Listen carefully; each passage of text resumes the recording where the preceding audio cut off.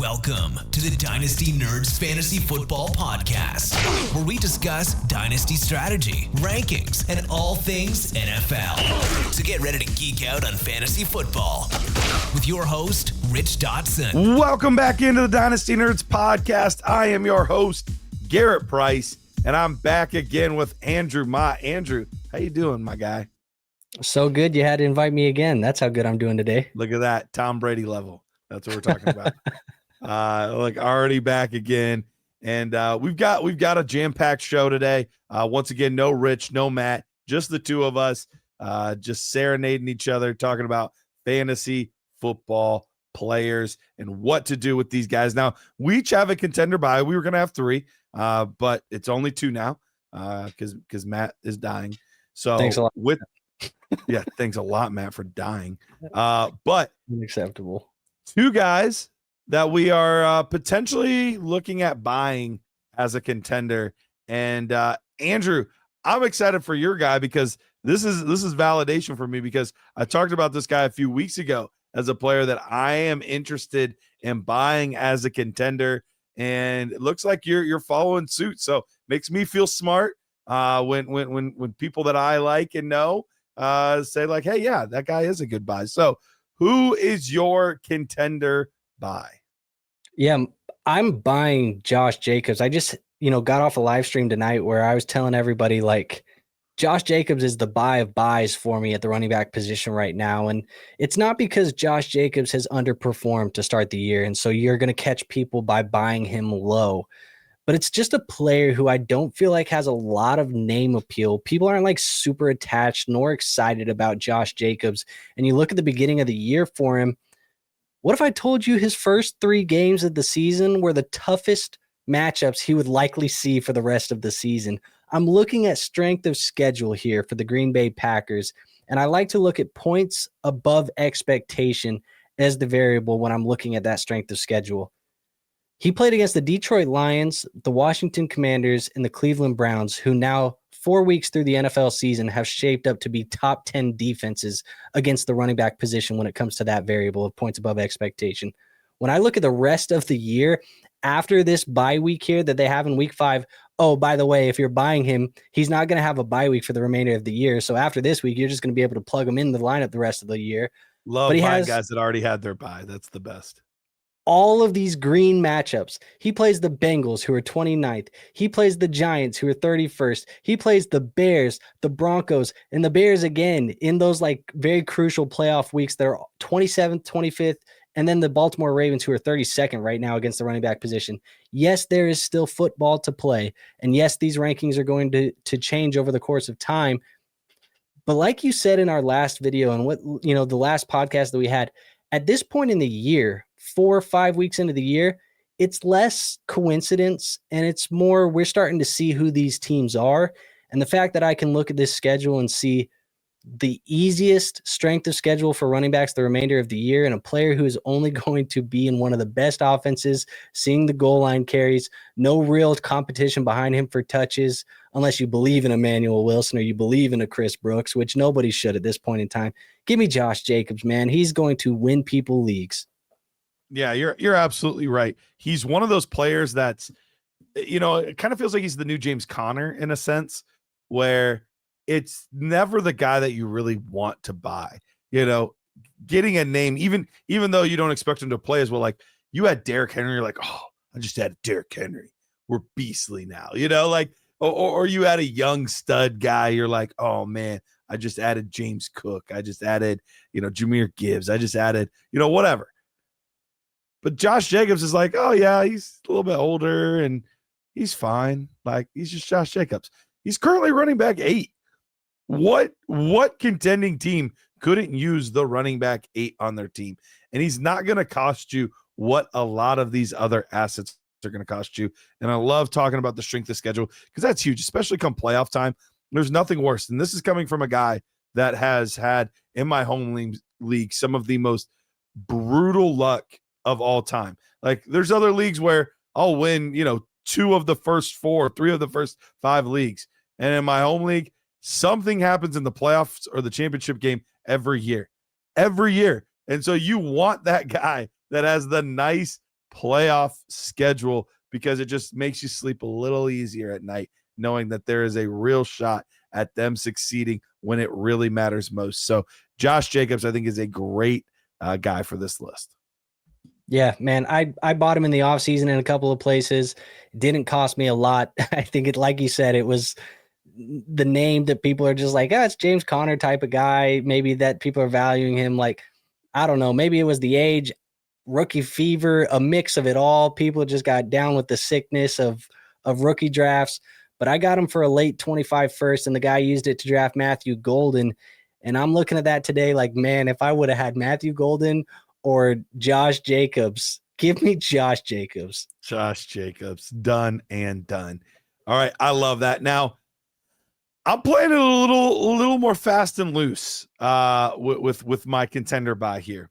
And there's going to be some people that hear this, and they are going to want to throw their phone through the wall. Like, I'm going to tell you now that is going to happen for some people because there's some PTSD attached to this name. But I've been suggesting it for a couple weeks now, like quietly, subtly, that I'm not giving up on this guy. And so far, he's the tight end 8 on the season. That is Mr. Kyle Pitts. Now, there is somebody out there, and especially if you play in a lot of leagues, I guarantee somebody that's like, I can get him off my hands finally. Oh, praises. Take him. Now, there's going to be other leagues where there's truthers that are like, I never left the Pitts hive. I've always been a part of it. Like, I'm here. Look, I get it. I get it. Both sides of the fence. But here's what I'm seeing so far. Last year, this guy was only averaging 4.5 targets per game. Gross. We're already up to 6 targets per game for Kyle Pitts. And I know that's not a crazy, crazy number, but we're also seeing him be very efficient with those targets. I think this transition to Michael Penix, although it's been a very mixed bag so far this year as far as how he's played personally, he is doing a good job of getting the players we care about in fantasy football the ball. We're not seeing as much Ray McLeod. We're not seeing as much Darnell Mooney. We're not seeing as much of these other guys. It's, hey, I'm getting the ball to Drake London. I'm getting the ball to Kyle Pitts. And then we're doing our thing in the backfield with Bijan Robinson. That's where his targets are going. So right now, I think we've have a condensed, a more streamlined offense right now. And this is a team that is going to be getting to play in some really good situations. This is a team that's going to be getting to play against Tampa Bay in their division. And we know that Tampa Bay right now is amazing for fantasy points because every game is a shootout against Tampa Bay, it seems like. We're going to play against New Orleans. New Orleans is not a good defense.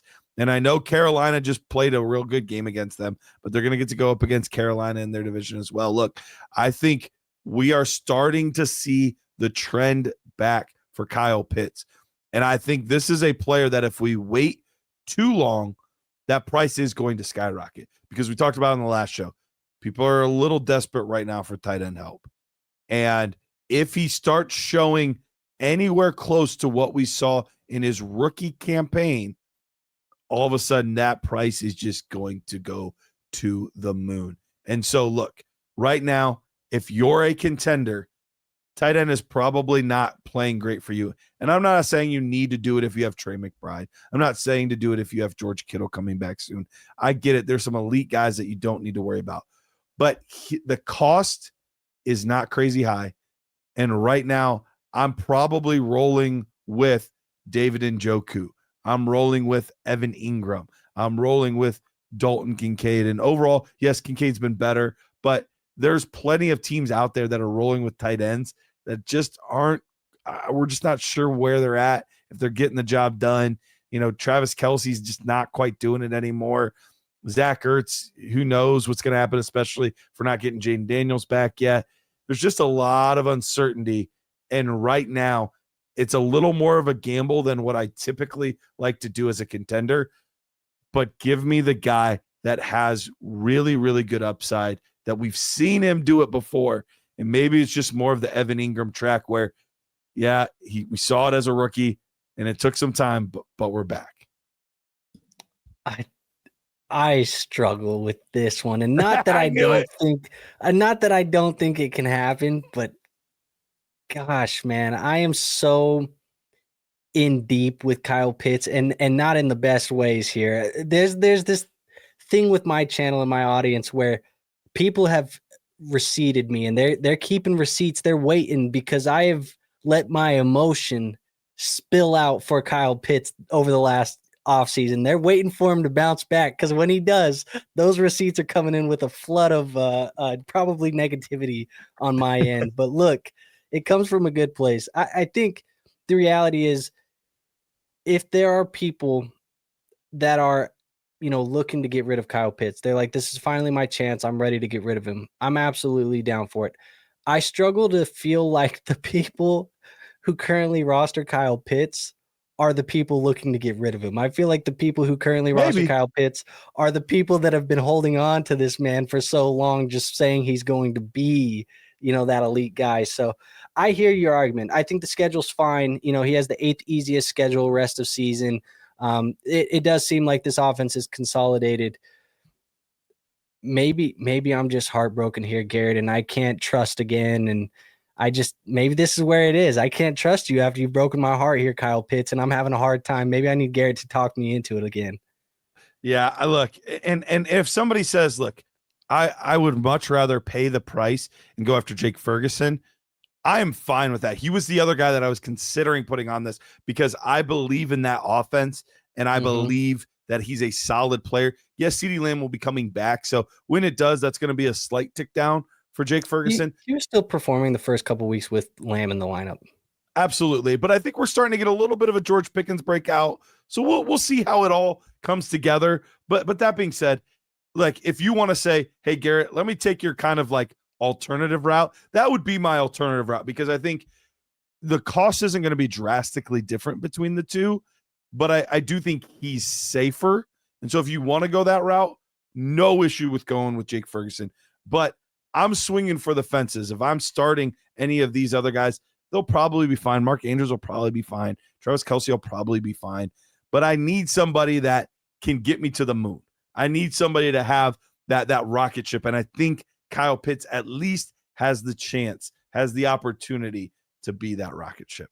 Yeah, Ferguson makes me feel better, man. I think I've had my days of fun and late nights and partying with the girls and hanging out, and I'm looking for something consistent to settle down. I don't want to be out here partying. I can't do the club scenes. I can't do the late night bars. I can't do this. I'm almost 30 now, Garrett. I know it sounds young to you probably, but I can't be doing that anymore. That was for the college days. Give me Jake Ferguson and some consistency in my life so I can just settle down. He said, give me a good book, maybe a blanket, get me to bed by 9:30. Yeah, I'm already up too late talking to you tonight. Like, I should be in bed right now. Honestly, probably should. But we're glad that you're making the sacrifice and being with us here today. For what it's worth, on this year, we're seeing 37 targets for Drake London. 24 Drake May would be awesome for fantasy if he was getting receptions too. Right, dude. Talk about dual threat. Kyle Pitts with 24, Bijan Robinson with 13, and then we're dropping down quite a bit to 16 for Darnell Mooney, 14 for Ray McLeod. So yeah, we are getting our main key cogs in this offense, the football, and that is encouraging to me. So before we go to our next thing here, gotta tell you guys about FastDraft. You're well aware at this point. If you've been around listening for any length of time, you're like, oh yeah, FastDraft. You guys have been talking about them. Why haven't you signed up yet? What, do you not like fun? Like, head on over there. If you've played on some of the bigger sites, best ball is everywhere, right? Best ball is everywhere. But a lot of places now, they have sharks. They have people that are in it, and they've got 150 different lineups, and they're ready to go. FastDraft's still a newer product. There's not as many of those real sharp guys yet. This is your chance to get in there and make some real money. Best of all, we'll double your deposit with promo code Nerds. That's promo code Nerds. $100 instantly becomes $200. But you only need $10. If you just deposit $10 and play a game, use promo code Nerds. We're also going to give you a free year of Dynasty Nerds. Everything we have here. And look, you can be like, well, Garrett, I'm a diehard of the show. I'm already part of the Nerd. What do you got for me? I got a $25 gift card to you. So that way you can get one of these sweet t-shirts, get yourself a beanie, a hoodie, whatever you want to do with your $25. It's yours to spend. So head on over to FastDraft. Use promo code Nerds today. That's promo code Nerds at FastDraft. Okay, Andrew, let's move on to our next segment here. We're talking about the quarterback position. Quarterback position this year has been really, really interesting. So over the past, let's go back to like 4 seasons. 4 seasons. We're having about 8 to 12 quarterbacks on those years average 18 points per game or more. Right now, we have actually 18 guys that are averaging over that mark. Now, some of these guys are backups that we know that the starters coming back and whatnot, but we kind of have the opposite of what we had at the running or at the tight end position in the last show. We're talking about like, man, things aren't going well right now. Quarterback is thriving, absolutely thriving. We're seeing a ton of guys putting up big points. And Andrew, you know, I don't want to go too much like conspiracy theory. Not that this is really a conspiracy, but I do wonder how much the new kickoff rule has to do with this. I was going to bring that up. Because I was thinking like these teams are starting damn near at middle field. Like, yeah, it just feels like there's so little room. I mean, the one thing that I was thinking about was like the other day where, why am I spacing the game? Was it the Cardinals Seahawks game where it was the penalty on it and they started their drive at the 40-yard line and they needed 10 to 15 yards on that drive to get into field goal range to win the game. It was ridiculous. And obviously that's going to be a way where teams are in scoring position much more often for the NFL. So, I mean, obviously I'm just saying this just from looking and watching. I don't have any data in front of me to support it, but I'd be interested to know, like, when you're looking at like game totals, are they higher this year? Have they been higher? Has the over been hitting on these game totals more often than, you know, it has in years past? Like, I'd be interested to see the data of all of it a little bit more as we get more of this information, basically like a larger sample size. Yeah, I'm really curious to see it as well, because I think on top of that, you know, if you're in a situation like at halftime where, you know, there's 35 seconds left. In the past, you're getting the ball at the 20 or 25 yard line, you take a knee, you run out the clock. You're getting the ball at the 30, 35, 40. Like all of a sudden you're like, all I need is one long pass and I'm there. Like all I need is one play. And so I think these offenses are more apt to kind of push for it a little bit more. Then you add in the fact that teams are going for it on 4th down at an even higher clip than we've seen in the past. And I think this is becoming a trend where we're going to see these fantasy points for quarterbacks continue to climb and to continue to grow a little bit. And so we're seeing all kinds of guys, like even some of these backup guys are getting us over this mark. We're seeing Justin Fields up there, even though he missed a game on a points per game basis. He's averaging over 18 points per game. We're even getting like Matthew Stafford is averaging over 18 points per game. Mac Jones in his 2 games averaging over 18 points per game. Like guys that you weren't sure where they would be. Carson Wentz with Minnesota is doing it. Like there's just a lot of fantasy points to be had. And overall, this is good for fantasy football. But in some ways, is this bad for elite quarterbacks? Because now maybe if this trend continues, which we're not sure, this is still a small-ish sample size here. But if this trend continues where we're starting to see kind of these mid-level guys scoring higher and higher, does it lessen that gap between a Jalen Hurts, Josh Allen, players like that, and Baker Mayfield is now not that far away. Caleb Williams isn't that far away. Like, is this overall going to make the value of the elite quarterbacks maybe diminish a little bit. It absolutely does. And it starts a conversation of market reaction. If you play fantasy in a way where you're treating it as if it is the fantasy football stock market and players' values are going to change, it's never good when we get an influx of a ton of things into a market, because then what happens? The price of everything else in that market depreciates because there's an excess quantity of it in the market. Correct. If that is the case, like, you're going to see guys where it's not worth the squeeze to get up into the Jalen Hurts. It's not worth it to get up there unless you're absolutely giving me game-shattering numbers. And I think there's two guys that are going to do that right now still that are safe. The elite guys of Josh Allen and Lamar Jackson. Those two players, I'm not worried about them at all. That's, that is Apple stock. It's as safe as it can possibly be in this market because I know it's going to always perform. Everybody else, though, the Jalen Hurts, Jaden Daniels, Joe Burrows that were valued up there at that, beginning of the year, the market is flooded with so much talent that I don't think that they're worth it at this current point in time. Right. There's a chance that, like you said, this is a small sample size where it could kind of normalize itself back to a point where we're not too worried about it. But when I'm looking at building my team, roster construction, trying to build a lineup, and I can add, a guy who may score me 1 or 2 more points less than a Jalen Hurts, but I can net a player that's going to average 14, 15 points in my flex by, down tiering to that guy.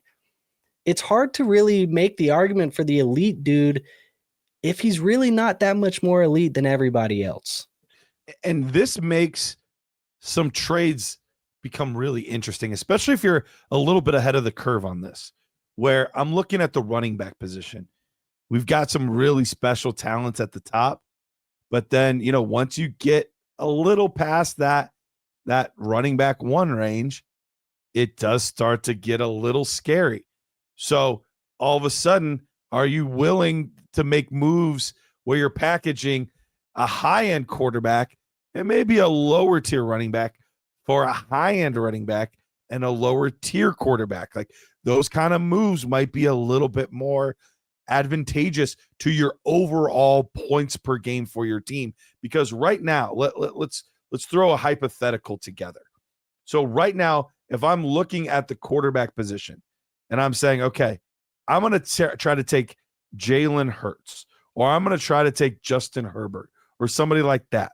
I'm going to take one of these guys that has the name cachet that's been around for a while and say, hey, could I tier down from Jalen Hurts to maybe a Jordan Love?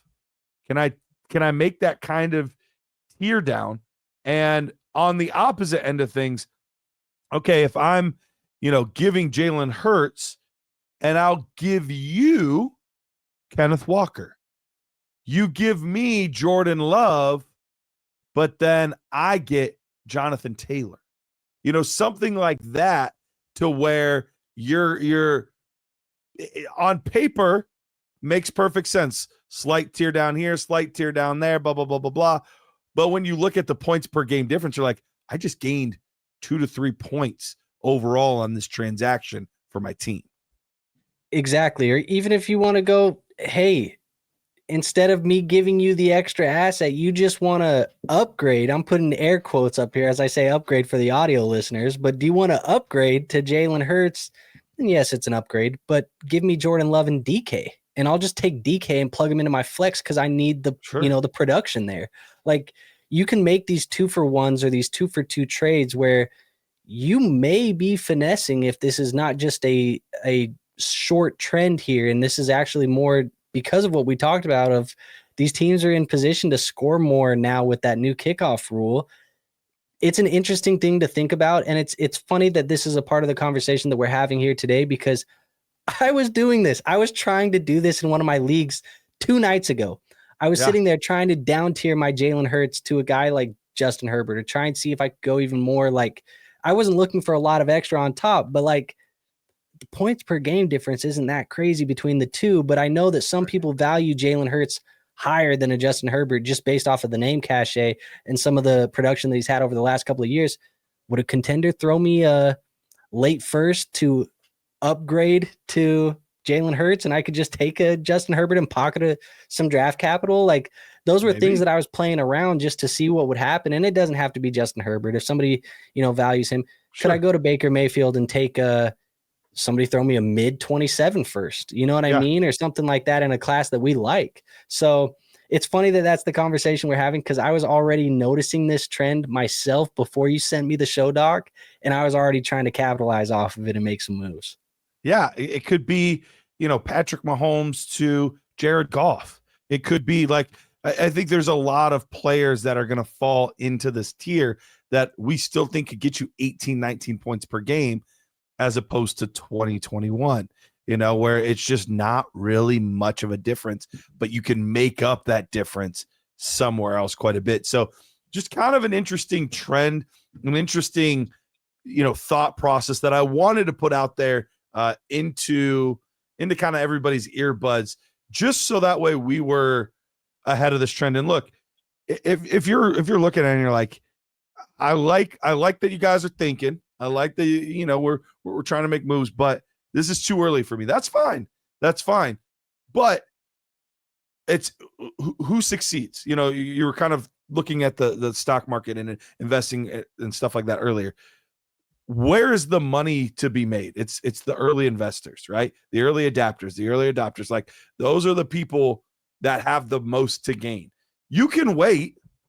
And yes, is there less volatility in something like this? Sure. But if you're trusting the trends, if you're trusting your information, that's when you have the most to gain, because by week 8, 9, everybody could be talking about this. This could be something that is normal conversation, and now you lost your edge. Yeah, and look, there's different ways to do it too. Like, how risky do you want to play the game? Do you want to try and do this like with a Lamar or a Josh Allen? We're not telling you to do that today. Like, no. We brought up names like Justin Herbert. That's the safer way to play the game. Like, do you want to do that with a guy like, I don't know, like you could get maybe a little bit more risky, but like a young guy that people are excited about. Mm-hmm. Could you do it with a Drake May and go to, somebody else that you could maybe get some points, but then you got the age factor. But I think this works a lot when you're trying to do it with like older guys, established vets, you're trying to buy some production. And maybe if you need a little bit of insurance, buy the insurance of good offenses. We talked about Jordan Love and Jared Goff and some really high scoring good offenses in the NFL. Don't do it for, somebody who's don't do it for Bryce Young, do it for somebody else. Right. Like, so I definitely, I hear you. And there's going to be risk here where if you do it early and it works out, you said it, buy Bitcoin early, and now you're the rich guy in the league. Yep. Maybe it doesn't work out, but that's why we play this game of Dynasty. Sometimes you have to do it, and sometimes it pays off and you win a championship, and other times, hey, we wasted a year and maybe we're retooling next year. It happens. But I'm always willing to try to look outside the box and try to get a year ahead of things, because there's only so many opportunities to get edges on your league mates today.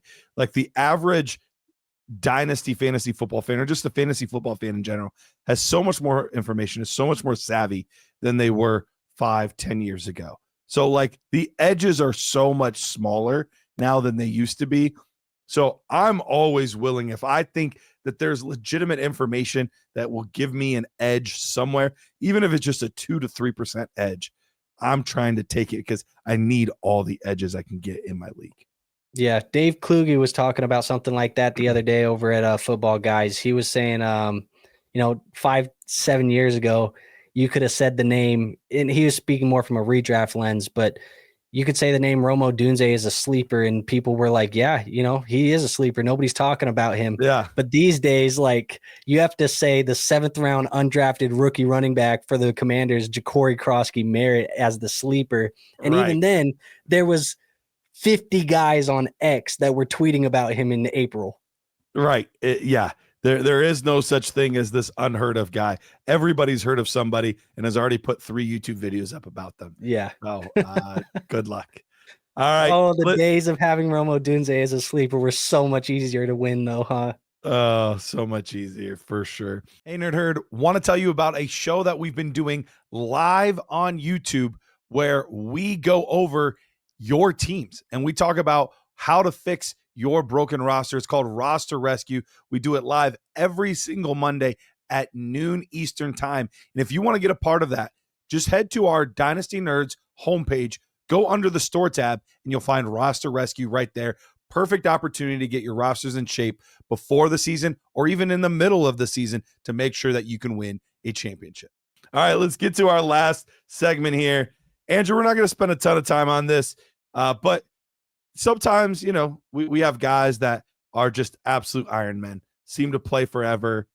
And then there's always a time eventually where they have to ride off into the sunset. So I have 5 players here that are getting up there in years.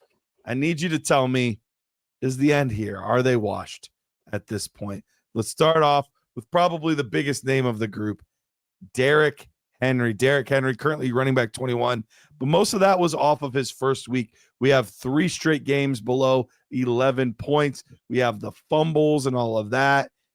Is Derrick Henry washed? I'm not ready to call him washed yet. And it sounds crazy because of the age and things like that. They haven't been running the ball as much as I thought they would, but that's because they've been in some pretty competitive game scripts. They had Josh Allen on tap. Like, they've had some games where their defense has been giving up some points. I think that there's still a chance that Derrick Henry is off to a slow start and he still has some juice left in the tank. And I'm not going to discount the offense here in Baltimore, but we're going to find out here very quickly. I mean, if Lamar's missing time, they're probably going to lean on Henry. And if Henry doesn't look good while Lamar's missing time, we might have to start having some uncomfortable conversations because people have been wanting to have these conversations for a while now. And he's been putting them off for so long. Yes. It may be time. I did put that question, in one of my group chats with my home league. I said, I'm 50-50 right now, but I'm kind of getting a vibe that Derrick Henry may be close to the end officially here. So I'm not calling him washed yet, but he is on wash alert. Like I'm keeping an eye on it. I hear you. I think I'm going to say not washed for now. Yep. Simply because I think this is more of an offensive line issue more than a Derrick Henry issue. And so we saw what he did week 1. He still looked like his old self. I don't think he's deteriorated that much in 3 weeks. So I do think this is an off. Now, that still might mean he's washed for fantasy football purposes because ultimately he's still got to score points. But I think Derrick Henry, the player, I'm going to go with not washed. I think this is more of this line is dumpster juice, and that's the problem here and not Derrick Henry. Yeah, similar idea here. I think you and I, funny because it does feel like for years everybody's been wanting to call Derrick Henry washed, Sure. And now we're sitting here with a legitimate reasoning as to why we could potentially be doing it, and we're like, not yet. Right, exactly. All right, let's get to another running back here. Nick Chubb, currently running back 31. We're starting to see the emergence, though, of Woody Marks. Nick Chubb, is he washed? Washed, man. Washed twice and 2 times over. We ran that load 3 times now at this point. Like, it's done, man. It's done. And it was nice to see, a chance for him to get a backfield again. And I know this is probably very close to home for you as the Browns guy, because I know you said Nick Chubb is one of your favorite players ever. Yeah. Right? Yeah, he is. Absolutely. Yeah. So I know this is probably close to home, but look, the injuries, they've piled up. The age is there. The carries are on the body. It's also an offensive line issue in Houston as well. Like it is. Totally is an offensive line there. And CJ Stroud is feeling that too, not just the running backs. But there's just no scenario here where I almost said CJ Stroud. I see Nick Chubb bouncing back into a reliable player that I can plug into my lineups, nor do I see him ever increasing in value moving forward for my fantasy football teams in a trade market. So at this point, like, he is a quickly, rapidly depreciating asset, and it's done. I'm sorry, Nick. It's over. It was hard after his his big game. Not that big. He had like 15 points. But week 2, I sold him a couple places for a third because I was like, this was probably the last hurrah. Like, I don't think better days are ahead. So it hurts my heart, but yeah, he's washed. Let's go to the third one here. Terry McLaurin. It's weird to put a guy on this list that was a wide receiver 1 last year, but he's currently wide receiver 68, dealing with some injuries. Is Terry McLaurin washed? Not washed, but the regression should have been expected.